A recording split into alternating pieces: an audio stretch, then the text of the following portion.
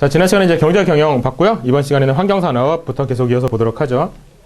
일단 나고야 의정서인데요. 나고야 의정서 이것 조금 어떻게 보면 인도적으로 좀 맞는 것 같아요. 그러니까 무슨 얘기냐면 어떤 생물자원 같은 거를 갖다 써가지고 어떤 신약을 개발했다라고 하면 그 신약을 개발한 나라에서 그 이익을 다 먹잖아요. 그죠? 근데 이제는 그러지 말아라. 뭐 어떤 생물자원 같은 걸 갖다 썼다라고 하면 그 생물자원을 갖다 쓴 그 나라에도 어느 정도 로얄티 비슷하게 이런 걸 줘야 된다라는 거예요. 이게 이제 나고야 의정서죠. 그래서 첫 번째 줄에 다른 나라의 생물자원을 이용해서 약 또는 화장품을 만들어서 이익을 얻을 경우에 그 이익을 생산국이 독식할 수 없고 원산지 국가하고 공유해야 된다는 내용. 그래서 이제 이게 아무래도 선진국에서는 좀 기분이 나쁘죠. 그죠? 뭐 아무리 거기에서 갖다 썼다고 해도 결국 약을 만든 건 우리나라고 화장품 만든 건 우리나라인데 거기에 대해 돈을 좀 줘야 된다는 것도 기분 나쁘고. 그래서 선진국은 좀 꺼려하고 있는 상황이고요. 우리나라도 좀 좋아하는 상황은 아닙니다. 우리나라가 생물자원이 그렇게 많은 나라도 아니고, 결국 우리나라도 이제 어디 다른 데서 조금, 수입해서 쓰거나 아니면 거기에 이제 생물자원을 이용해서 쓰는 경우가 더 많겠죠? 그래서 우리나라에서도 이거로 인해서 약간 타격을 보는 부분이 어느 정도 일정 있다. 이렇게 이제 평가를 받습니다. 다중오름 방식 있네요. 다중오름 방식은요, 이제 경매 방식입니다. 그래서 이제 경매에 이렇게 올라 가면서 여기가 이렇게 썼어요. 포기하실래요? 아니요, 저 더 할래요. 그럼 포기하실래요? 더 할래요. 이렇게 이제 다중오름, 계속 이렇게 여러 번 올라가는 방식이 다중오름 방식이에요. 이거는 이제 언제 이슈가 됐었냐면, 이 경매 방식으로 뭘 했었냐면요, 최근에, 뭐 최근까지는 아니고 이제 조금 지났긴 했습니다만, 주파수 경매가 있었어요. 그래서 이제 새로운 주파수를 판다. 라고 해가지고, 주파수 경매라고 하면 이제 휴대폰을 생각하면 되겠죠. 그래서 SK, KT, LG, 이렇게 세 개가 이제 우리나라의 휴대폰, 말하자면 통신 업체잖아요. 여기에서 다중오름 방식으로 뭘 했냐면 어떤 특정 주파수를 따야 되는 상황, KT가 어떤 특정 주파수를 따야 되는 상황이 됐어요. 그래서 KT와 다른 어떤 업체들이 이 주파수를 놓고 다중오름 방식으로 경매를 했었는데요. 이 경매의 승자는 결국은 KT가 됐어요. 그래서 예전에, 요즘은 그런 말 잘 안 하는데 예전에 황금주파수 이런 말 들어보셨죠? 황금주파수. 그래서 광대역 뭐 이런 말이요. 그죠? 지금 뭐 광대역 LTA라고 하는데 예전에는 광대역 이러면은 KT밖에 없었습니다. 왜냐면 자기네 주파수에 이 주파수를 얻는 바람에 다시 더 이제 완전히 진짜로 넓어진 주파수를 사용할 수 있는 상황이 됐기 때문에. 다른 데는 안 그랬어요. 이쪽 주파수와 이쪽 주파수를 싸거나 뭐 이렇게 두 군데를 따로 써가지고 하나인 것처럼 어떻게 묶는 기술. 이게 이제 LTA거든요. 그러니까 이게 이제 쭉 이렇게 아예 이렇게 묶여있는 거, 그러니까 주파수 범위가 이렇게 넓어진 거는 광대역이고 두 개가 따로따로 있는데 이것을 하나처럼 쓰는 방식, 이런 건 LTA라고 부르는데 어쨌든 이렇게 KT가 요 주파수를 따내는 데 있어서 SK하고 LG는 요 주파수를 못 따내게 하는 게 이제 최종 목표였는데 결국 실패하고 KT가 이 주파수를 따가게 됐죠. 이때 이제 썼던 방식이 다중오름 방식입니다.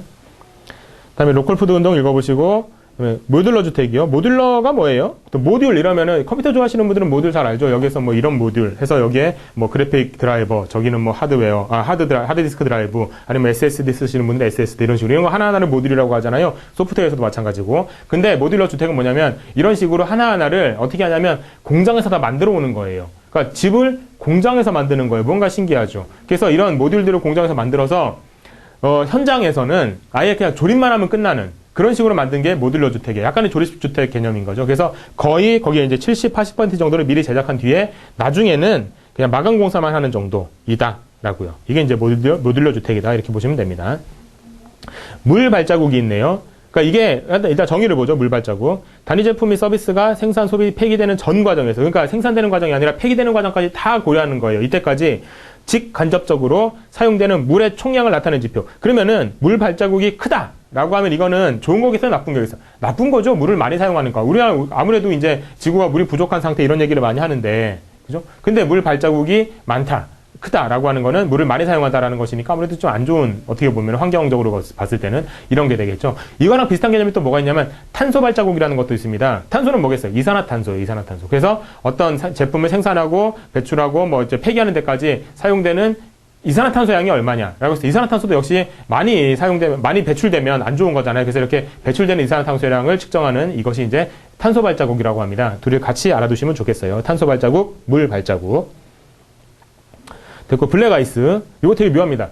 아스팔트가요, 여러분, 아스팔트가 되게 평평해 보이지만 가까이서 보면은 되게 아주 작은 입자들이 이렇게 모여있는 게 아스팔트죠. 그러면 그 틈새들이 되게 많잖아요. 여기가 어떻게 되는 거냐면 거기에 이제 빗물이, 예를 들어 비가 와요. 비가 오면 거기가 이제 빗물이 아주 살짝 고이겠죠.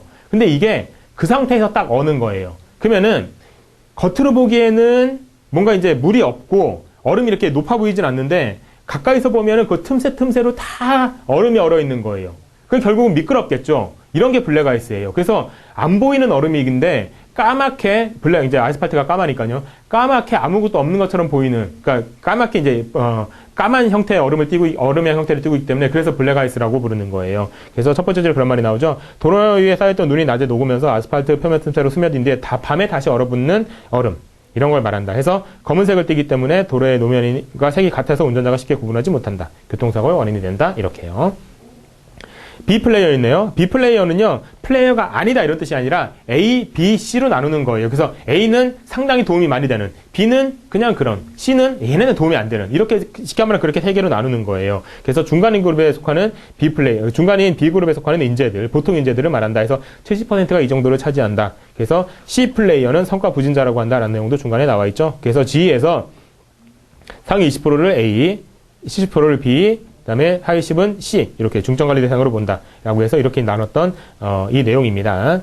신재생에너지 있네요. 신재생에너지는, 이게 신재생에너지 한 단어가 아니라, 신에너지, 재생에너지 두 개를 합쳐놓은 말이에요. 그래서 밑에도 두 번째 줄 보세요. 8개 분야의 재생에너지, 3개 분야의 신에너지 이렇게 돼 있죠. 그래서 이 8개 분야하고 3개 분야는 여러분께서 암기를 해 두셔야 되겠죠? 자, 다음에 에어포칼립스. 이게 아포칼립스라고 들어보셨죠? 거기 이제 밑에 나옵니다만 에어하고 아포칼립스 합성어예요. 아포칼립스가 뭐예요? 성경에 나오는 인류 종말 이런 걸 아포칼립스라고 그러잖아요. 그죠? 그래서 에어포칼립스는 에어하고의 합성어예요. 에어는 뭐예요? 공기요. 이게 어디에서 나온 말일까요? 진짜 공기 오염이 심한 나라 혹은 도시 어디를 먼저 생각할 수 있어요? 북경, 중국이요. 그래서 중국으로부터 시작된 대기 오염 때문에 거의 지구가 멸망할 것 같다라는 말에 빗대서 에어포칼립스 라고 부르는 겁니다. 합성어예요. 스모그로 인한 종말 이런 거를 말하는 겁니다. 다음에 최고 고도지구. 이건 뭐냐면 이게 지구가요. 우리가 살고 있는 지구가 아니라 어떤 지역을 말하는 거예요. 최고 고도 지역이라고 생각하시면 돼요. 쉽게 말하면. 그래서 건축물의 높이의 최고 한도를 정해놓은 지역을 말하는 거예요. 그죠? 그래서 이게 보통 예를 들면 공항 근처가 가장 대부분입니다. 그 밑에 줄에 나오기도 하죠. 그래서 공항 근처에서는 이 높이가 너무 높아버리면 비행기가 어떻게 하다 보면 충돌할 수도 있는 위험도 있잖아요. 착륙할 때 어떤 기본적으로, 보장이 되어야 될 그런 높이가 있는데 그런 게 이제 보장이 안 되면은 아무래도 확보가 안 되면은 충돌할 수가 있으니까 이런 데가 이제 최고 고도지구다. 이렇게 이제 부른다고 보시면 됩니다. 됐고, 그 밑에 컴팩트 시티. 컴팩트가 뭐예요? 여러분 좀 뭐 잘 아시는 분들이 이거 컴팩트라고 하잖아요. 그죠? 그 여성분들 같은 경우에는 아주 조그맣게 생긴 거. 컴팩트하다 이런 말들 많이 쓰잖아요. 그거예요. 그래서 조그맣다는 말이 그래서 작은 도시를 말하는 건 아니고요. 거리가 짧다고요. 아주 초고층 이런 빌딩들이 밀접해 있는. 그래서 근데 거리를 놓고 보면 100m 안에서 모든 게 다 해결되는. 그러니까 높긴 하지만 거리로 보면 100m 안에 해결되는 이런 곳을 컴팩트 시티라고 부르는 겁니다. 그래서 거기 보니까 고층 개발을 통해서 100m 이내 주거, 상업, 문화, 쇼핑, 관광 등 도시의 주요 기능을 다 하는 이런 건물들을 한데 들어서도록 배치하는 도시계획 기법이다. 이렇게 돼 있죠. 자, 퍼스트 무버가 있네요. 먼저 움직이는 사람들입니다. 선각자 같은 사람들이에요. 그러니까 어떤 내용들이 있으면은 우리가 이제 앞에 남들이 가지 않았던 그 길을 가는 사람들을 퍼스트 무버라고 해요. 자, 퍼스트 무버가 있으면은 이것을 재빠르게 또 쫓아가는 사람들이 있습니다. 그런 사람들을 패스트 팔로워라고 합니다. 그죠? 그래서 거기 두 번째 줄에 나오죠. 그러니까 첫 번째 퍼스트 무버 같은 경우에는 선도자. 해서 기존 시장에 없던 독창적인 제품을 만들어내는 새로운 시장을 선도하는 기업. 근데 패스트 팔로워는요, 그것을 재빨리 따라가는 기업. 그죠? 그래서 거기 보니까 우리나라의 중소기업의 경우에는 체성분 분석기, 그 다음에 친구건 전용 청소기, 자동차용 블랙박스 등을 세계 최초로 선보여서 퍼스트 무버로서의 시장을 선도하고 있다 이런 내용이 있죠. 그죠? 그러니까 이제 먼저 이제 앞서 나가는 사람들을 퍼스트 무버라고 합니다. 포트홀. 이 싱크홀이랑은 다른 겁니다. 포트홀은요. 냄비 모양의 구멍이다 라고 해서 빗물이나 눈이 스며든 도로에 아스팔트 포장이 지나다니는 차량의 무게를 이기지 못해서 떨어져 나가면 생기는 구멍. 그러니까 아스팔트가요, 이 땅이 이렇게 있으면은 여기에 꽉 이 아스팔트, 뭐 전부 다 아스팔트가 꽉 차 있다 이러지는 않거든요. 그러니까 이제 아스팔트에 어떻게 이제 놓다 보면은 약간의 틈새가 있을 수 있는데 여기에 펑 하고 구멍이 생기는 경우 있을 수 있겠죠. 그죠? 이게 이제 뭐 약간 떨어져 나가거나 이런 경우요. 이렇게 해서 떨어져 나가 이런 것들이 이제 포트홀입니다. 싱크홀은 뭐예요? 싱크홀은요, 그건 자연재해에 가까워요. 그래서 뭐 지하수가 이제 많이 빠져나갔다 그러는 바람에 뭐 여러 가지 이유로 또 다른 이유로 이만큼의 구멍이 깊게 파인다 이렇게. 그죠? 이렇게 되는 경우, 이런 게 이제 싱크홀이죠. 근데 우리나라에서 요즘 문제가 됐던 싱크홀이라고 불렸던 석촌호수 앞에 있었던 그런 사건들은 우리가 흔히 말하는 싱크홀과는 조금 다른 개념이라고 합니다. 그래서 싱크홀이라고 부르는 거는 조금 안 된다고 해요. 왜냐면 싱크홀은 어떤 자연재해 일종인데 거기서 있었던 일들 같은 경우 우리가 지하수를 잘못 건드리거나, 그러니까 사람이 지하수 어디를 잘못 건드리거나 뭔가 이제 인재에 가까운 내용들이기 때문에 이거는 싱크홀이라고 불러서는 안 된다 이런 얘기를 하기도 하더라고요. 그러니까 싱크홀이라고 부르는 데는 이미 약간 그것을 그렇게 되게 된 그렇게 이제 그런 원인을 제공한 그런 사람들이 조금은 이제 본인의 책임을 회피하기 위한 그런 용어를 쓰기 위해서 싱크홀이라고 부르기도 한다 이런 뭐 평가도 있긴 합니다만 뭐 꼭 그런 것은 아니겠습니다만 어쨌든 정확한 의미의 싱크홀과 요즘 문제가 되고 있는 그런 아스팔트나 이런 집안의 붕괴와는 약간 다른 내용인 거예요. 물론 포트홀은 또 그것과는 또 다른 거고요. 그래서 이제 정의는 거기 나와 있죠. 아스팔트 포장이 지나다니는 차량의 무게를 이기지 못해서 떨어져 나가면서 생기는 구멍. 심각한 문제죠. 아무래도 물 엉덩이 생성하고 막 그러니까요. 다음에 사회복지 노동 가볼까요? 노무족 있네요. 노무족이 있고 노마족이 있거든요. 노무, 노마. 뭐야? 노모어 엉클이에요. 나 더 이상 아저씨 아니다. 그러니까 약간 나이가 좀 있긴 하지만 나 아저씨로 보지 말라. 오빠라고 불러다오. 그거예요. No more ant. 나 아줌마라고 부르지 말라 이거예요. 엔트가 아줌마라는 뜻이잖아요. 아줌마라고 부르지 말라. 나 처녀나 마찬가지다. 이렇게. 그죠? 그래서 거기 이제 뜻은 그거죠. 더 이상 아저씨가 아니다. 약자로 나이와 상관없이 젊은 외모, 자유로운 사고방식을 충고하는 40, 50대 중년 남성들이다. 이게 이제 중년 여성들이다. 이렇게 되면 no more ant에서 노마족이 되겠죠. 다음에 노난민. 좀 안타깝죠. 그래서 이제 빈곤한 탓에 같이 기본적인 일지를 해결하지 못하고 가족 사이로부터 고립돼서 일상생활 곤란을 겪는 고령자들, 노인분들이요. 그죠? 좀 안타깝죠. 보면 65세 이상 가구가 전체 인구의 30%을 차지하거나 아니면 75세 이상 인구가 20%에 달하는 시기에 양산된다. 그러니까 고령화 사회가 이제 지속적으로 진행되고 초고령 사회가 되면은 그때 이제 여기서 말하는 노후난민이라는 사람들이 많이 이제 나타난다 이거죠. 보면 안타깝죠, 그죠? 네. 됐죠. 다음에 농지연금 읽어보시도록 하고요. 그러니까 이제 농업소득 외에 별로 또 소득 없는 사람들한테 소유 농지를 담보로 해서 연금을 지급해주는 제도 같은 거예요. 렌트 푸어 있네요. 자, 푸어 생각해보면 정말 안타깝습니다. 여러 가지 푸어들이 있어요. 일단은 결혼부터 시작해볼까요? 웨딩 푸어라는 게 있습니다. 결혼할 때 돈 많이 들죠? 그죠? 또 결혼식이라는 게 뭔지 돈도 참 많이 쓰고 신혼여행도 갔다 와야 되고 예물도 해야 되고 물론 이제 그런 것들이 서로의 축복 속에서 서로의 경제 범위 내에서 이제 아주 기분 좋게 되면 모를까 남들한테 보여주려고 하다 보니까 상당히 이제 많은 돈이 들어가고 그래서 이제 조금 뭔가 문제가 생기는 경우 웨딩 푸어입니다. 그럼 결혼하고 나면 집 있어야 되죠? 집을 근데 처음에부터 살 수는 없으니까 렌트하는 경우 이게 렌트 푸어예요. 전세금 그죠? 전세금은 이제 다 들어가는 바람에 아니면은 이제는 뭐 집주인들이 전세를 별로 원하지 않죠. 왜냐면 워낙에 금리가 좋지 않으니까 제가 이 목돈 받아봤자 뭐 하겠냐 이거예요. 그래서 이거는 이제 목돈을 안 받고 차라리 월세로 달라라고 하면서 그러다 보니까 월세로 매달 이렇게 돈을 주다 보니까 이 월세로 나가는 돈 때문에 돈이 안 모이는 거예요. 그래서 이제 월세에 그러니까 이 집값에 거의 자신의 수익의 거의 대부분을 써버리는 이런 상황들이 이제 렌트푸어가 되는 거죠. 그죠? 그러다 보면 이제 애가 태어나잖아요. 애를 가르쳐요. 그 에듀푸어예요. 에듀푸어. 애 가르치는데 돈 좀 드나요? 사교육 시장 얘기 많긴 하지만은 사교육 뭐 공교육 활성화 시킨다고 하지만은 어디 현실적으로 그런가요? 학원 2-3개 보내야 되나요? 뭐 더 보내야 되나요? 막 진짜 막 돈 많이 들잖아요. 사교육 시장에. 그러다 보니까 그 교육비로 너무 돈이 많이 들어가서 이제 또 가난해지는 상황 에듀푸어입니다. 그럼 이제 좀 지나고 나면 집을 살 여유가 생기죠. 하우스푸어. 뭐예요? 집을 샀어요. 샀는데 이 집이 돈을 대출 이만큼 땡겨서 샀는데 집값이 오르질 않아. 거기다가 대출 이만큼 땡겨서 하는 바람에 그 대출 갚느라고 또 가난해. 빈곤에 허덕여. 하우스푸어예요. 자, 이렇게 쭉 하다 보니까 이제 애가 컸네요. 크고 나니까 이제 시집장가 보내고 났어요. 그때 이제 자기는 내 손에 남은 게 없어요. 실버푸어예요. 애들 다 키우고 나니까 내 손에 남은 게 없다. 그래서 또 빈곤한 삶. 실버푸어. 이렇게 되는 거예요. 여러 가지 푸어들이 이렇게 있습니다. 그죠? 보니까 눈물 나네요. 괜히. 예, 뭐 그렇고요. 그래서 렌트푸어는 이거예요. 첫 번째 줄에 소득의 대부분을 주택 임대 비용으로 지출하느라 따로 저축할 여력이 없는 사람들. 자, 됐고요. 로케팅족. 로케팅족은요, 이게 사치하고 이런 건 아닙니다. 근데요, 자기가 꽂힌 그 한 가지, 거기에만큼은 내가 돈을 아끼지 않겠다라고 하는 사람들. 이런 게 이제 로케팅족이라고 부르는 것들이에요. 그러니까 생필품 이런 건 되게 값싼 거 사는데 자신의 가치를 두는 특정한 한두 개 물품에만 소비에 집중하는 작은 아주 사치를 즐기는 사람들, 그런 소비 행태를 로케팅족이라고 합니다. 빨대 효과 있네요. 빨대 효과는 뭐예요? 쪽 빨아들이는 거거든요. 뭐가 뭘 빨아들일까요? 원래요.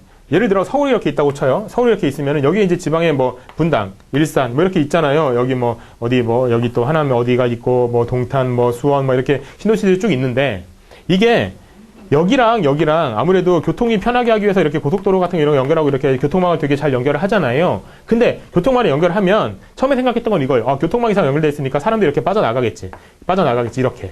많이 빠져나겠지라고 생각했는데 오히려 역으로 교통망이 좋으니까 사는 건 여기 살지만 여기에 있는 경제권을 이쪽으로 흡수를 더 잘하는 거예요. 경제력 같은 게 이쪽으로 더 빨리 흡수되는 이런 상황들. 이런 상황들이 빨대로 쪽쪽쪽쪽 빨아먹고 있잖아요. 그래서 빨대 효과라고 부르는 거예요. 그죠? 원래는 이제 경제력의 분산을 위해서 이렇게 했는데 경제력이 오히려 집중되게 돼버리는 현상. 그래서 여기 있는 사람들도 여기에 병원이 잘 돼 있으면 여기 병원을 가면 되는데 뭐 하려고 여기가 그냥 여기 병원 가지 뭐. 교통 잘 뚫려 있는데 뭐 이렇게 되는 이런 게 이제 가장 대표적인 빨대 효과의 예가 되겠죠. 그래서 두 번째 줄에 그런 말이죠. 교통 여건의 개선으로 상권의 확대와 지역 불균 해소를 기대했는데 오히려 작은 도시의 인구나 경제력 등이 대도시로 흡수되어 버리는 이런 상황. 이게 빨대 효과라는 겁니다. 소호 푸어. 또 푸어 중에 또 다른 푸어가 나왔네요. 소호 푸어. 소호 푸어는 뭐예요? 소호가 뭐예요? 소호가. 스몰 오피스, 홈 오피스. 그죠? 그래서 이제 자영업자, 아주 소규모 자영업자들은 말하는데요. 소규모 자영업자들도 이게 뭔가 이 일이 잘 진행이 안 되고 이러다 보니까 또 이제 빈곤을 겪는 상황. 이렇게 되는 거예요. 그래서 이제 경제가 좋지 못하다 보니까 여러 가지 푸어들이 양산되고 있는 거죠. 두 번째 줄, 경제적으로 어려움을 느끼는 생계형 자영업자를 말한다. 이렇게 되어 있습니다. 쇼루밍. 저도 쇼루밍종입니다. 쇼루밍종. 뭐냐면 쇼룸으로 보는 거예요. 뭐를요? 백화점을요. 백화점에 가서 막 거기 보면 물건들 되게 많잖아요. 그럼 거기에서 뭐 신어보고 입어보고 하는 겁니다. 그 다음에 뭐 해요? 그 다음에 거기서 사는 게 아니라 그거가 똑같은 모델 넘버를 인터넷으로 찾아요. 그래서 인터넷에서 똑같은 모델 넘버라면 똑같은 제품일 테고 똑같은 어떤 좋은 어떤 물건일 거 아니에요. 그죠? 하기 때문에 그걸 그냥 인터넷으로 사는 거예요. 훨씬 싸잖아요. 그죠? 그래서 백화점은 쇼룸으로 보고 여기서 이제 다 해본 다음에 실질적으로 구매는 온라인에서 하는 사람들 쇼루밍족입니다. 수완족 있네요. 수완족은 여성들을 얘기하는데요. 거기 보면 옆에 나와요. 스트롱, 위민, 어치버, 그 다음에 노 스파우스예요. 얘는 스파우스. 스파우스는 뭐냐면 배우자를 말합니다. 배우자요. 그래서 성공을 거뒀다. 그 다음에 강인하다. 그 다음에 배우자 없다. 미혼. 이렇게요. 그래서 이걸 수완족이라고 부릅니다. 그래서 직장과 경제력을 바탕으로 독신 생활을 즐기는 능력 있고 진취적인 전문직 여성 이렇게 돼 있습니다. 신중년 있네요. 중년인데 신중년은 뭐냐? 그러면 중년인데 뭐 새로운 중년이냐? 새로운 중년인데 어떤 의미의 새로운 중년이냐? 나이요, 나이. 그러니까 저희 아버지도 마찬가지인데요. 저희 아버지께서도 벌써 이제 70을 넘기셨는데 지금도 보면 돌아다니시고 하시는 거 보면 상당히 뭐라 그럴까? 자유분방하다 그래야 되나? 그렇고 뭐 즐기세요, 좀. 내용을 이렇게 좀 보시면 이게 제가 보면 그래서 뭐 놀러 다니시다가 뜬금없이 전화하셔가지고 나 니네 집 근처에 왔는데 밥 먹을래? 뭐 이러신다거나 아니면은 뭐 지적 수준도 그렇고 힘도 그렇고 몸도 그렇고 보면은 70대라고 보이지가 않아요. 절대로.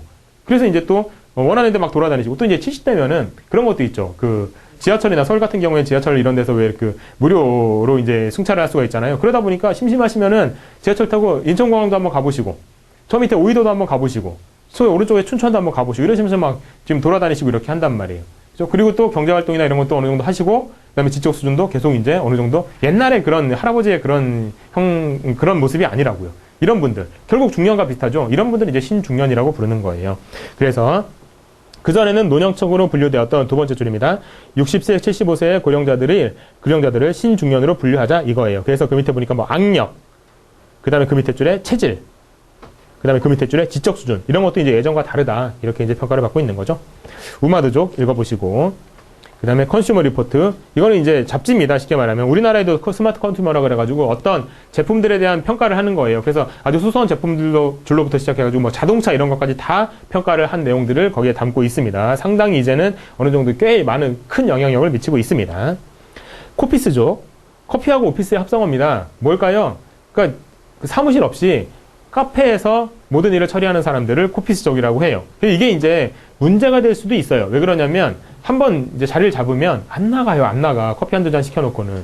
그렇죠? 문제가 될 수도 있는데 이게 또 역으로 이런 사람들이 많이 오는 게 좋을 수도 있어요. 왜 그러냐면 이 사람들이 여기에서 계속 뭐 안 나간다고는 하지만 그래도 주문을 아예 안 하는 건 아닐 테고 그 다음에 이 사람들이 여기 있기 때문에 손님들을 자꾸 불러 모으죠. 여기 커피숍에서 만나죠. 뭐 이런 식으로 하기 때문에 오히려 사람들이 더 많이 모일 수도 있다 라고 하기 때문에 대형 프랜차이즈 업체 같은 경우 대형 커피 프랜차이즈 이런 데서는요 이런 커피 쪽을 오히려 이제 좀 불러들이기 위해서 실내 인테리어를 바꾸는 경우도 많아요. 예를 들면 어떤 거요? 와이파이 존을 아주 빵빵하게 만들어 놓는다든가 아니면은 자리마다 컨센트를 이렇게 놓는 거예요. 콘센트 꽂는 거예요. 그래서 이제 노트북 갖고 아무래도 일하시는 분들도 많잖아요. 이런 분들을 위해서 이렇게 이제 내부 인테리어가 바뀌기도 하고 그렇게 봅니다. 큐레이션 뭐 있네요. 큐레이슈머 같은 경우는 큐레이터하고 컨슈머의 합성어입니다. 지난번에 뭐 프로슈머 뭐 이런 것도 같이 봤었잖아요. 역시 무슨 슈머의 합성어인데 큐레이터가 뭐예요? 그 박물관에 어떤 그 작품을 전시할지 이런 거를 결정하는 거를 큐레이터라고 하잖아요. 그러니까 자기의 삶을 스스로 결정하는 사람들. 그리고 삶뿐만 아니라 어떤 전자기기나 이런 것들도 마찬가지. 여러 가지를 자기가 결정하는 사람들을 큐레이슈머라고 해요. 예를 들면 아주 작게는 휴대폰 같은 경우도 여러분들 런처 같은 거 많이 쓰시나요? 뭐 고런처, 무슨 버즈런처 이런 런처들 있잖아요. 이런 게 뭐예요? 기본적으로 거기에 깔려있는 어떤 그런 모양들을 떠나서 내 휴대폰을 좀 더 이쁘게 따로 만들겠다 이렇게 하는 거 있잖아요. 이게 또 그런 런처들에서 하는 일들인데 이런 식으로 휴대폰에 무슨 이런 위치들을 바꾸고 이런 것들을 스스로 한다. 뭐 루팅, 탈옥 이런 거 다 마찬가지예요. 그죠? 하는 것들. 이런 게 이제 여기서 말하는 큐레이슈머의 아주 대표적인 예. 더 나아가서는 뭐 작게는 휴대폰이고 나아가서는 아파트도 마찬가지. 아파트도 이렇게 딱 이 아파트가 있잖아요. 그럼 이거를 여기 있는 대로 그냥 사는 게 아니라 다 뜯어 고쳐요. 벽도 뜯고 막 기둥도 막 해가지고 그냥 자기가 원하는 대로 다시 이제 바꾸는 이런 사람들 역시 큐레이슈머의 일종이라고 볼 수 있겠습니다. 타도 세대 읽어보시고 플리핑은 뭐냐면요. 이게 집을 이제 좀 싼 집을 사요. 그래서 뭐 미국에서 보통 이제 많이 하는 건데 싼 집을 산 다음에 이거를 내부를 싹 뜯어 고쳐요. 그래서 아주 삐까뻔쩍한 집으로 싹 만들어요. 그 다음에 이거를 거기에 들어간 비용보다 더 높은 차액을 붙여서 팔아요. 이걸 플리핑이라고 해요. 그래서 예전에 미국의 그 주택 경기가 예전에 그 서브프라임 모기지론 사태 때문에 상당히 죽었었잖아요. 그 전에 꽤 많이 성행했던 수법입니다. 수법이라고 하긴 뭐 방법인데요. 근데 이 방법이 약간 여러 가지 이제 좀 너무 안 좋은 방법이다라고 해서 비판을 많이 받기도 했었습니다. 근데 이제 이게 서브프라임 모기지론 사태 때문에 주택 경기가 많이 죽으면 부동산 경기가 많이 죽으면서 이게 이제 많이 없어졌었는데 요즘 다시 이제 부동산 경기가 많이 회복이 되면서 이런 플리핑이 다시 이제 활성화되고 있다 이런 평가를 많이 받더라고요. 그래서 플리핑이라는 게 그런 겁니다. 뭐 예를 들면 한 67만 달러에 사가지고 돈 조금 들여가지고 한 1, 2만 달러 정도 더 들여가지고 예쁘게 꾸민 다음에 아니면 뭐 10만 달러 정도라도 더 예쁘게 꾸민 다음에 다시 한 87만, 90만 달러까지 붙여서 파는 이런 것들을 말하는 거예요. 핑크 슬립 보면 슬프죠? 왜요? 핑크가 뭐예요? 분홍색. 그죠? 분홍색이었는데 왜 슬플까요? 이제 어떤 인사평가를 받을 때 잘한 사람들 니네 괜찮다? 하얀 종이 해줍니다. 니네 못했다? 니네 좀 정리해고 대상이다? 그러면은 분홍색 종이 해줘요. 그래서 핑크 슬립은 해고 통지서를 말합니다. 그죠? 거기 보니까 포드사에서 유래한 말이다 이렇게 돼 있죠? 해고 통지서. 자, 마케팅 매스컴 광고 가볼게요. 결점 마케팅. 요즘 어떤 제품들에 대해서 이 제품이 좋다라고 말하는 거. 그건 너무 뻔합니다. 그리고 소비자들이 보기에, 지금 소비자들은 그럼 그럴 거예요. 우리를 지금 호구로 하냐? 뭐 이러면서요. 니네 제품이 뭐가 나쁜지 다 하는데, 니네가 지금 이딴 식으로 광고를 해? 웃기고 있네. 이렇게 보면은 기업의 이미지가 나빠질 수가 있죠. 하기 때문에 아예 자신들의 결점을 그냥 딱 까놓는 거예요. 그래요. 우리 휴대폰, 여기에서 이런 점은 안 좋습니다. 하지만 이런 점에서 강점이 있기 때문에 이런 점에서 강점을 갖고 있기 때문에 여러분들께서 이걸 원하신다면 여기서 약간 포기하시고 이걸 사세요. 이렇게 얘기하는 거. 이게 결점 마케팅이에요. 결점을 싹 드러내놓는 거예요. 아무래도 요즘 이제 소비자들이 많이 이제 스마트해지고 또 SNS도 많이 발달을 하고 그래서 사람들이 정보를 많이 공유할 수가 있기 때문에 아주 작은 결점이나 이런 것들도 이제 사람들이 알 수가 있단 말이에요. 그런데 그거를 숨기려고 한다? 나중에 걸리면, 쉽게 말하면, 나중에 뽀록이 나면 그때 더 이제 쪽팔리다 이거예요. 그러니까 아예 처음부터 밝히고 하자. 이게 결점 마케팅입니다. 자, 됐죠. 그 다음에 리브랜딩. 리브랜딩은요, 이게 새로 만들어진 어떤 제품들에다 하는 게 아닙니다. 새로 만들어진 게 아니라 그전부터 꾸준히 있었던 이런 브랜드 있죠. 뭐, 예를 들면 뭐 신라면, 새우깡, 아니면 초코파이 이런 것들 있잖아요. 음식으로 치면은 상당히 오래된 스테디셀러죠. 근데 이런 것들에다가 새로운 브랜드를 좀 만드는 거예요. 그래서 예전에 초코파이가요. 예전에 한참 동안 뭔가 이렇게 물론 많이 팔리긴 했는데 특별한 게 없었는데 언제 다시 리브랜딩이 제대로 됐냐면 그 정 있잖아요. 초코파이 정 있죠. 그 정 시리즈를 하면서 뭐 이렇게 친구로 해서 머리를 깎았습니다. 뭐 이러면서요. 그러면서 다시 리브랜딩이 됐다는 그런 평가를 많이 받기도 합니다. 이런 게 이제 리브랜딩이에요. 아주 기존 브랜드의 이름이나 상징 디자인 등을 교체하거나 광고 컨셉을 달리하는 과정 이런 겁니다. 소셜 라이브 마케팅 좀 읽어보시고요. 스누핑은 이제 스누비 염탐하다 이런 뜻이거든요. 그래서 그 사람들의 흔적이나 물건을 보면 그 사람이 뭔지를 알 수 있다 하기 때문에 그런 사람들의 물건이나 흔적들을 이렇게 쫓아다니는 거 이런 거를 스누핑이라고 합니다. 자, 됐고 그 다음에 스팸 많이 알고 계시죠? 스팸 뭐예요? 두 가지로 알고 계실 겁니다. 이제 우리가 먹는 햄이요. 밥에다 얹어 먹으면 맛있는 그거 스팸하고요. 또 하나는요. 메일이요. 스팸 메일, 스팸 문자 이런 거. 근데 그 두 개가 연관이 없냐? 연관이 있는 겁니다. 예전에 그 햄 회사, 스팸, 그 회사에서 광고를 그렇게 했대요. 그렇게. 너무 지겹게. 그러다 보니까 사람들이, 또 스팸에서 광고 왔다, 스팸에서 광고 왔다, 스팸에서 문자 왔다. 그때 문자는 아니었겠지만, 하여튼, 스팸에서 광고 한다. 그래서 그게 이제 고유명사가 돼버리면서 스팸이 그렇게 이제 붙은 거예요. 그래서 이제 스팸 메일, 이렇게 스팸 광고, 이렇게 부릅니다. 그래서 이제 그렇게 아무렇게나 막 기사를 쏘거나 아니면 아무렇게나 광고하는 거 이런 걸 스패밍이라고도 한다. 이렇게 고유명사가 됐습니다. 유사보도. 유사보도는 뭐냐면 이게요, 종편 있고 케이블이 있거든요. 종편하고 케이블을 헷갈리시는 분들이 많은데, 물론 이게 이제 지상파는 아니기 때문에 종편하고 케이블은 뭐 내내 거기서 거기 아니요? 이렇게 생각하시는데요. 종편은 이게 종합편성이에요. 그죠? 그럼 케이블은요? 케이블 같은 경우에는 케이블 TV. 케이블 TV 같은 경우에는 여기는 종합편성이랑은 좀 이름이 다르죠. 이게 왜 다를까요? 종합편성이 뭐를 종합해서 할 수 있다는 얘기일까요? 종합편성은, 그러니까 이거는 그 채널에 맞는 것만 해야 돼요. 코미디 TV, 코미디만 해야 되고요. 영화 TV, 영화 채널, 영화만 해야 됩니다. 이렇게 정해져 있는 거예요. 그죠? 근데 얘는요, 종합이니까 뭐도 가능해요? 그러니까 보도요. 그래서, 뉴스. 이런 게 가능해서 종합편성이라고 그래. 그래서 여러분들 종합편성, 우리나라 종편 채널 몇 개 있잖아요. JTBC, 채널 A, 아니면 TV조선 이런 것들이요. 그죠? 거기 보면 TV조선에 뉴스 하나요? 하잖아요. 채널 A에서 뉴스 하죠. JTBC 뉴스 워낙에 유명하죠. 손석희 아저씨 하는 거 하잖아요. 그죠? 이렇게 뉴스를 할 수 있는 게 종합편성이. 못하는 게 CCTV예요. 그러니까 이거를 못하니까 CCTV예요. 그러니까 이걸 할 수 있기 때문에 종합편성. 그럼 여기서 뉴스를 못하겠네요. 근데 이게 뉴스는 아닌데 시사에 관한 얘기는 가끔 하는 경우가 있어요. 그렇겠죠? 아무래도 시사라는 게 우리 이제 생활과 떨어질 수가 없으니까. 근데 이 시사라는 게 너무 깊이 들어가 버리면 뉴스나 마찬가지 역할을 하게 되잖아요. 그죠? 그렇기 때문에 이 시사를 어디까지 다뤄야 되느냐가 좀 문제가 됐고, 그래서 여기에서 이거를 케이블 TV에서 이런 시사를 다루면서 뉴스와 비슷한 역할을 하는 어떤 프로그램 같은 거를 하는 거. 이런 거를 유사보도라고 부르는 거예요. 유사보도.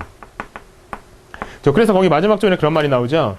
일반 PP들이 프로그램 프로바이더를 말하는 겁니다. 프로그램 공급자들이 교양 프로그램을 통해서 정치 현안을 주제로 토론을 진행하는 등 유사보도를 하고 있어 논란이 된다. 그 대표적인 게 뭐냐면 그 TVN에서 했던 그 SNL 코리아 있죠? SNL 코리아. 요즘에는 SNL 코리아에서 안 합니다. 이 시사에 관련된 거를. 근데 예전에 생각해보면 여의도 텔레토비 이러면서 나는 장진 감독이 나와가지고 어떤 뉴스 비슷하게 어떤 걸 했었잖아요. 이런 것들 시사를 다뤘잖아요. 이렇게 다뤘던 그 내용들을 했었어요. 또 뭐 있었어요? 끝장토론. 백지연 씨가 했던, 백지연 아나운서가 했던 끝장토론, 이런 거요. 이거 뭐예요?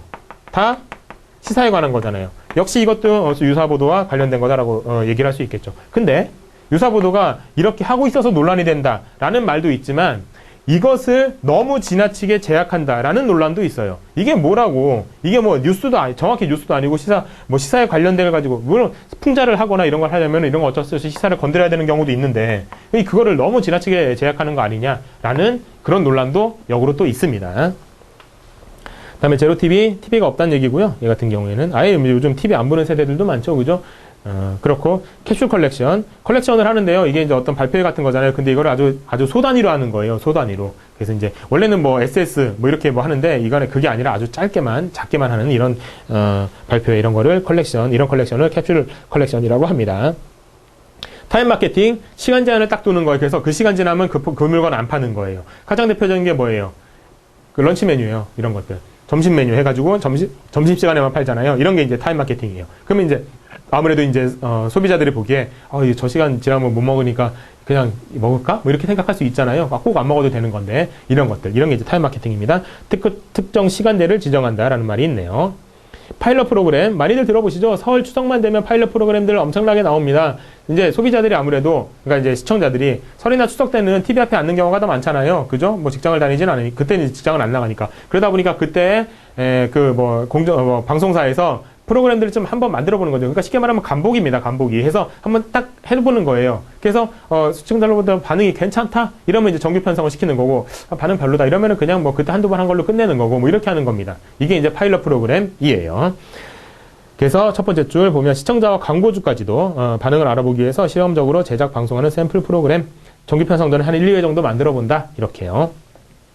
피플미터는 이제 거기 두 번째 줄에 보시면 시청률 자동 분석 원격 장치인데요. 이게 이제 TV 위에 어떤 장치를 이렇게 두는 거예요. 그래가지고 이게 TV가 지금 어떤 식으로 돌아가는지를 다 체크합니다. 해서 시청률 판단할 때 이럴 때 되게 중요한 어떤 자료가 되겠죠. 이거 같은 경우에는요.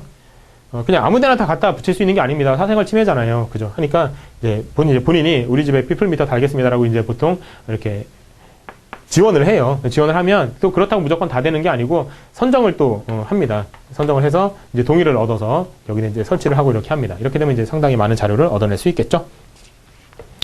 우주 첨단과학, 그다음에 의학 가볼까요? 노모포비아. 무슨 포비아 이러면은 뭐 두려움 혹은 거기 이제 되게 싫어하는 거 이런 거를 말하죠. 그래서 보통 제노포비아 그러면 외국인 혐오증 이런 걸 말하는데 노모포비아는 뭐예요? 노 모바일 폰 포비아예요. 그래서 이거는 휴대폰 없으면은 불안감 느끼는 사람들, 이런 사람들을 노모포비아라고 부릅니다. 바이오매스, 거기 보니까 그런 말이 있네요. 모든 생물의 유기물과 중량, 어떤 지역 내에 생존하는. 그래서 이게, 그럼 지역 내에 생존하는 유기물 중량, 이게 뭐, 어떤 의미가 있냐? 이걸 이용해서 나중에 재활용해서 이걸로 자원을 만들 수 있거든요. 그래서 이제 이런 것을, 어떤 판단하기 위한 지표가 되기 때문에, 그래서 이제 보는 겁니다. 최근에는 첫 번째 줄 끝에요. 식물, 음식물 쓰레기, 농임업, 부산물 등 발효나 열분해 과정을 통해서 에너지나 전기를 생성할 수 있는 유기성 폐 자원을 가리키는 말로 사용된다. 자원과 관련된 내용들이죠. 근데 비용이랑 기술이 좀 많이 비용도 많이 들고 기술도 조금 필요하기 때문에 상당히 좀 까다롭긴 합니다. 이런 것들을 활용하는 거는요. 하지만 근데 친환경 에너지이기 때문에 또 주목을 받고 있긴 하죠. 블랙박스 전략이 있네요. 블랙박스 전략이 있고요.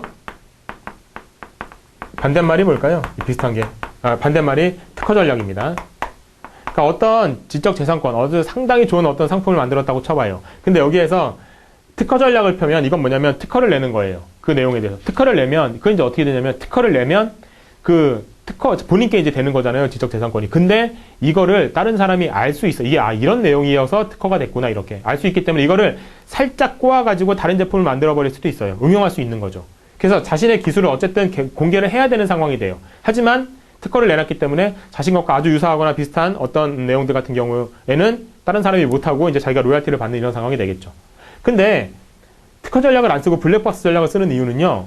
특허 전략을 쓰면 결국은 특허를 내면은 자기의 기술이 공개가 되기 때문에 그것까지도 싫은 거예요. 그것까지도. 그러니까 내 기술을 아예 이런 기술이 있다는 사실도 모르게 하고 이런 기술이 어떤 방식으로 이루어지는지도 모르게 하겠다는 얘기예요. 이렇게. 그래서 그 블랙박스 전략. 그럼 얘의 단점은 뭘까요?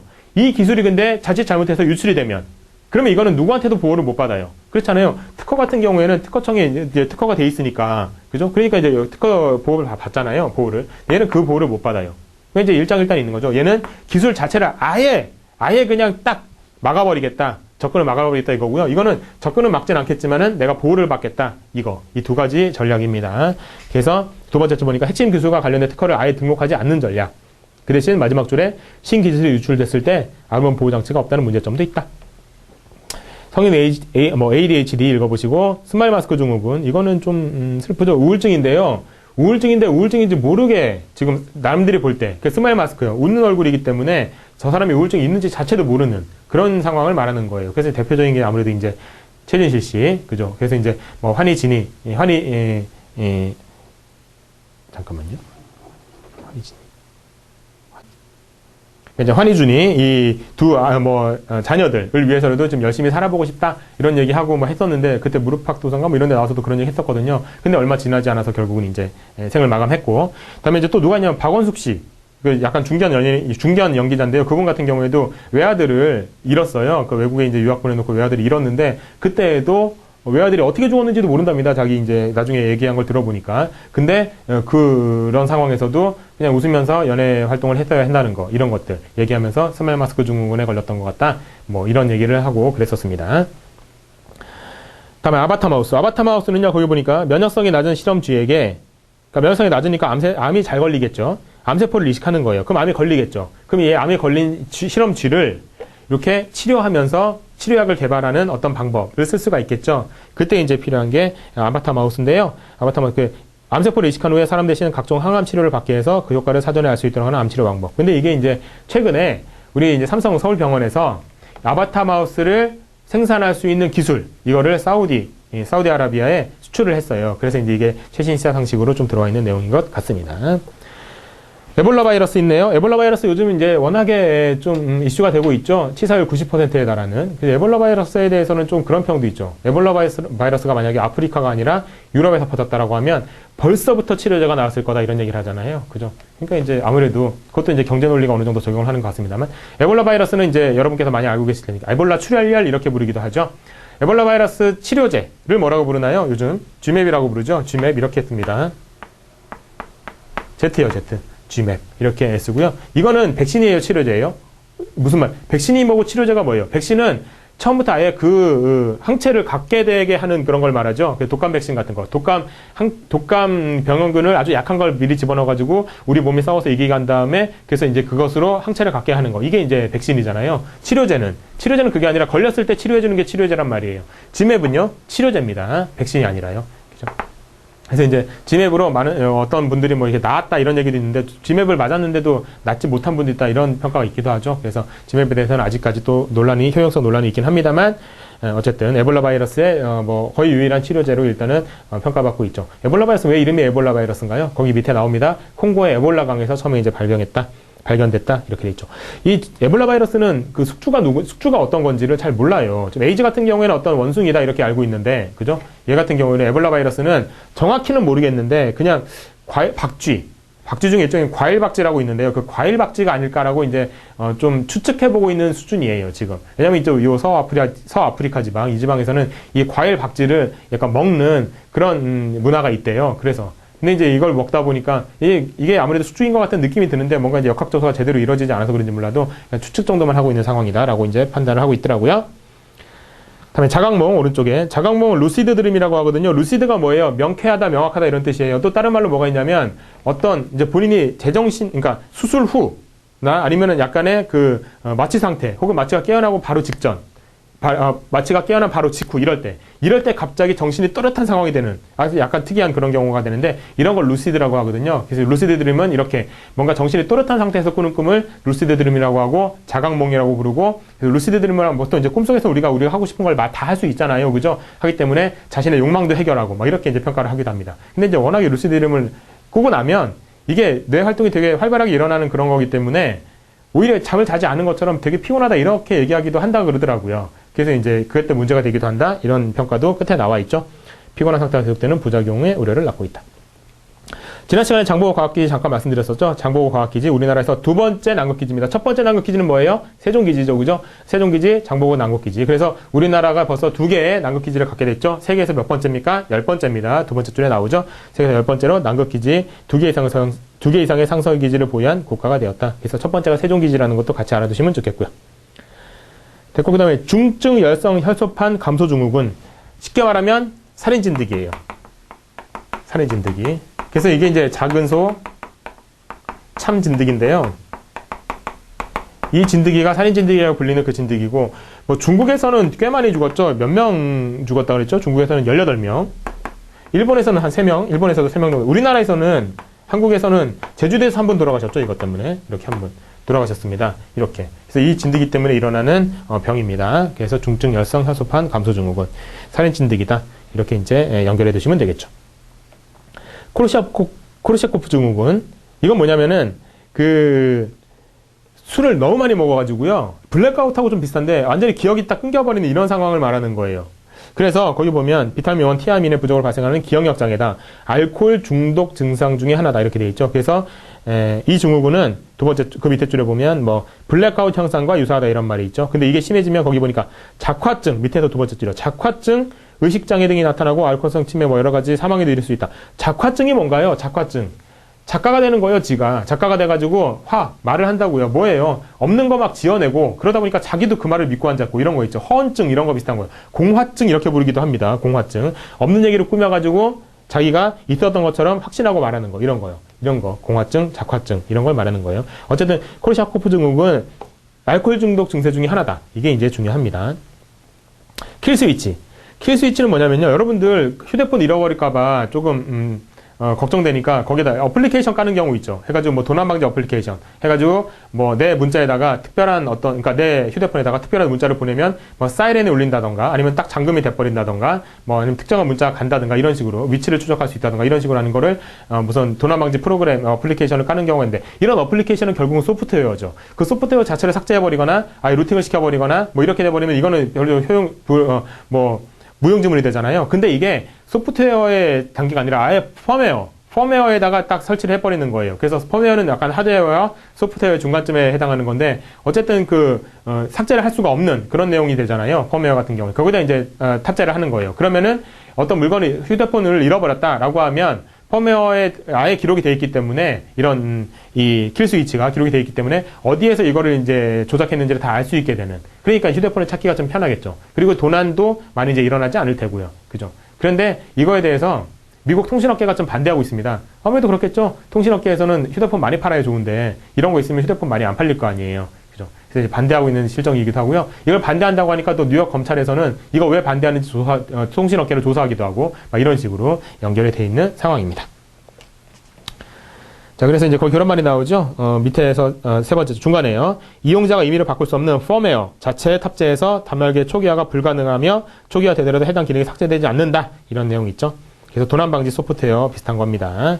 하이드로겔 읽어보시고요. 하이퍼루프는 이렇게 증공관을 만드는 거예요. 그래서 여기 이제 열차를 여기다 이제 놓는 거죠. 열차를 이렇게. 그래서 여기 하이퍼루프를 통해서 아주 빠르게 가는 뭐 진공 자기 부상 열차하고 되게 비슷한 겁니다. 엄청 빨라요. 이렇게 가면 서울에서 부산까지 뭐 1시간? 뭐 이렇게 아주 짧은 시간에 갈 수 있다고 하는데 1시간이 아니죠. 서울에서 부산까지는 거의 몇 분 안에 갈 수 있고 거기 보니까 비행기로 13시간 반이 걸리는 미국, 뉴욕, 중국 베이징 구간을 2시간 만에 주파할 수 있다고. 엄청 빠르죠. 그죠? 그리고 진공터널을 만드는 비용도 고속철도 공사비의 10분의 1밖에 안 된다 해서 화제를 모으고 있다라고 하는데 글쎄 현실화되는 데는 조금 더 시간이 걸릴 것으로 보입니다. 거기 보니까 첫 번째 줄에 테슬라 모터스에 앨런 머스크라는 사람이 나와 있죠. 이 사람 되게 괴짜라고 불리는 사람인데요.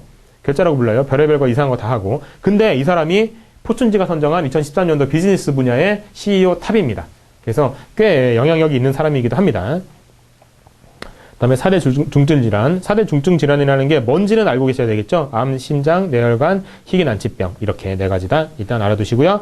교육문화 스포츠 가보죠. 일단 2018년도 동계올림픽 올림픽 개최지 평창이죠. 얼마 전에 평창 이렇게 발표했잖아요. 이게 몇 회인지 알고 계셔야 되고 몇 개 종목이 열리는지 이런 것들 또 어떤 의미를 담고 있는지를 좀 봐두셔야 되겠죠. 몇 회예요? 23회입니다. 23회.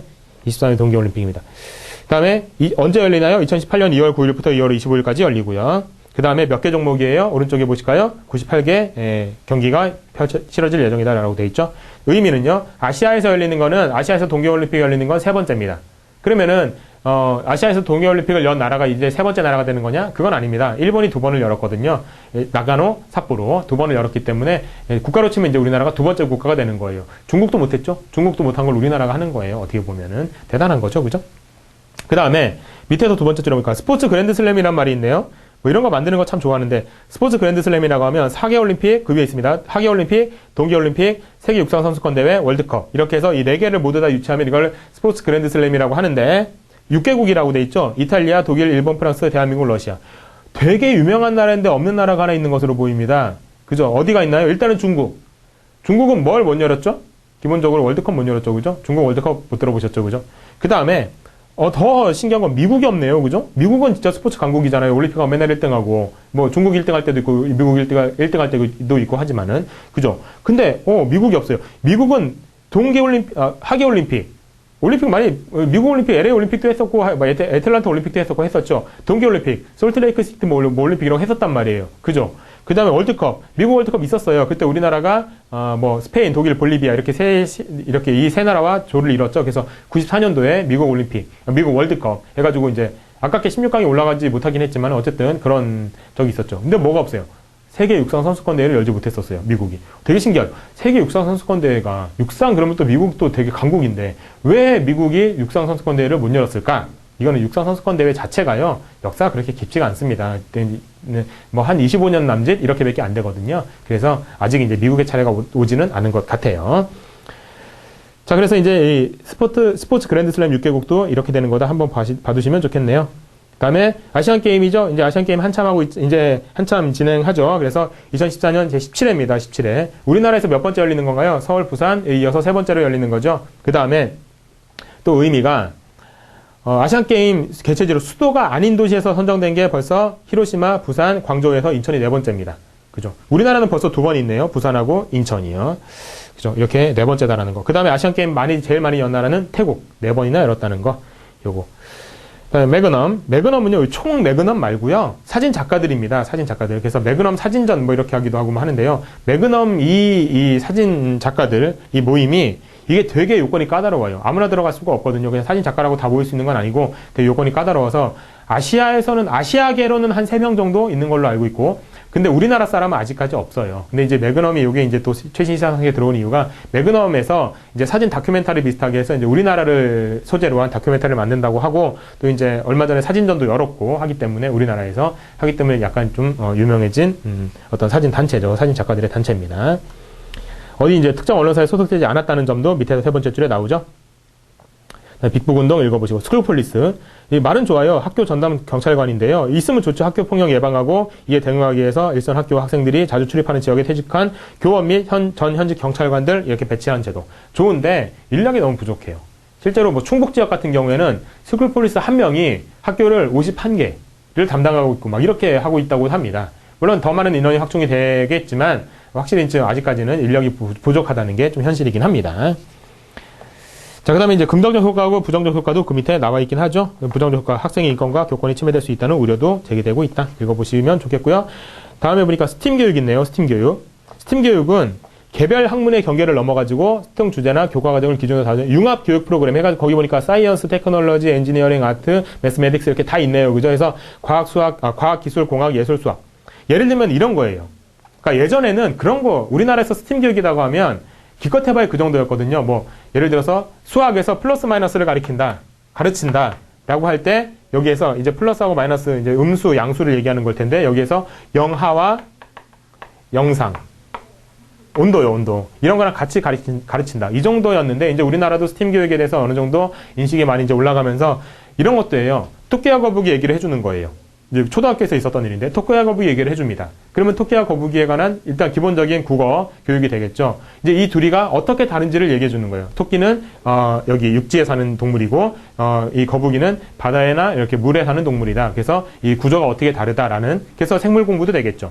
그 다음에 둘이서 달리기를 하는 데 있어서 이 토끼의 구조와 그 토끼의 속도와 거북이의 속도를 예를 들어가면서 그럼 토끼가 어느 정도 잠을 잤을 때 거북이가 토끼를 앞지를 수 있겠는가라는 식의 수학 공부도 되겠죠. 이런 식으로. 그죠? 이렇게 여러 가지를 융합해서 이제 교육하는 이런 것들이 스팀 교육이라는 겁니다. 그래서 스팀 교육이 STEAM인데요. 이게 뭐의 약자인지도 알아두셔야 되겠죠? 마지막 스페셜 올림픽 있네요. 스페셜 올림픽은 이게 이제 존 F 케네디 여동생이자 사회운동가였던 유니스 케네디 슈라이버 여사에 의해서 창설된 건데, 이거는 스페셜 올림픽이 있고 여러분들이 알고 있는 것 중에 패럴림픽이라는 것도 있습니다. 장애인 올림픽. 근데 스페셜 올림픽은, 그래서 보시면 스페셜 올림픽이 있는, 일단은 올림픽이요. 올림픽도요, 이게 그냥 뭐 우리가 잘 아는 올림픽이 많이 있지만은 3대 올림픽, 이 3대 올림픽이 있어요. 뭐 올림픽이 3개나 돼 생각하실 수 있는데요. 일단 동계 올림픽, 그 다음에 하계 올림픽, 그 다음에 이제 여러분이 잘 이제 아시는 패럴림픽, 그러니까 장애인 올림픽 생각하시는데, 장애인 올림픽은 3대 올림픽에 들어가지 않고요. 스페셜 올림픽, 이게 이제 들어가서 이거를 3대 올림픽이라고 이제 보통 부릅니다. 이렇게요. 그래서 뭐 동계 하계 올림픽이 우리가 이제 많이 보는 거니까 잘 알고 있지만, 뭐 김연아, 뭐 이렇게 박태환, 뭐 이렇게 알고 있잖아요. 그죠? 근데 이제 스페셜 올림픽은 여기서 이제 보면은 이 설명하고 있는 게 그거예요. 그래서 마지막에 보면 엘리트 지체장애인이 국가 대항적 방식으로 경쟁하는 장애인 올림픽과는 다르다. 이건 패럴림픽이거든요. 이게 이제 좀 끝에 말한 이거예요. 국가대항전 형식에. 그러니까 이거는 3대 올림픽에 들어가지는 않습니다. 물론 뭐 사람들이 관심을 어느 정도는 갖고 있긴 하지만요. 근데 스페셜 올림픽은 뭐라고요? 이건 약간 지적장애. 이거는 약간 신체장애. 이쪽과 이제 관련이 있다. 좀 더 깊은 관련이 있다. 이렇게 생각하시면 딱 돼요. 딱 정확히 나눠지는 건 아니지만 이것과 좀 더 깊은 관련, 이것과 좀 더 깊은 관련이 있다. 이렇게 보시면 좀 더 정확하지 않을까 하는 생각이 듭니다. 자, 됐죠? 이렇게 해서 이제 최신 시사 상식 다 같이 살펴봤고요. 그 다음에 2편 금융 상식이 있는데 요거는 이제 우리 윤함 선생님이랑 같이 보시도록 하고, 꽤 많아요. 아무래도 이제 우리가 새마을 금고다 보니까 이런 내용들이 좀 중요하겠죠. 그 다음에 저랑은 다시 어디서 보시냐면 제 3편 일반 상식에서 1장, 2장, 3장, 4장 요 부분. 그래서 이제 저랑 같이 계속 이어서 하게 될 겁니다. 그래서 나중에 저 뒤에 컴퓨터 인터넷 여기서부터 저랑 같이 시작하시는 걸로 그렇게 하도록 하죠. 수고하셨고요. 다음 시간에 뵐게요.